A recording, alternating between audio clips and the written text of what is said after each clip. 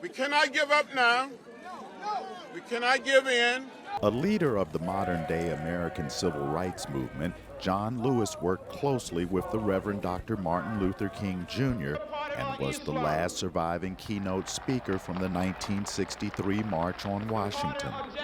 We shall splinter the segregated South into 1,000 pieces and put them together in the image of God and democracy.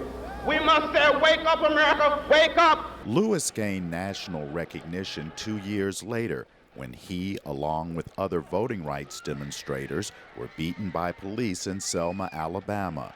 The 1965 incident, known as Bloody Sunday, triggered a national awakening to end racial discrimination.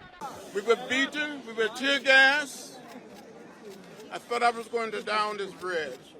Months after the violence, Lewis stood next to President Lyndon Johnson when the landmark 1965 Voting Rights Act was signed into law.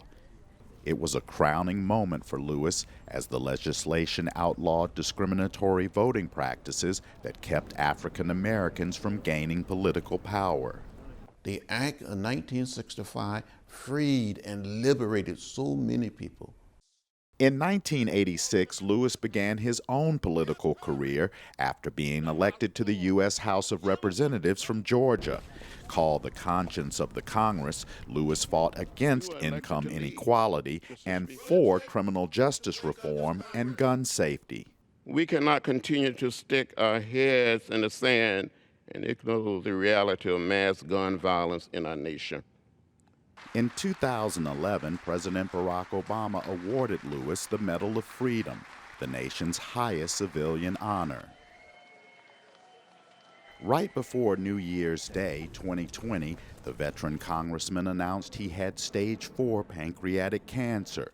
While under cancer treatment, he returned to his native Alabama to commemorate the 55th anniversary of the Bloody Sunday March, refusing to let his grave condition hold him back. I'm not going to give up.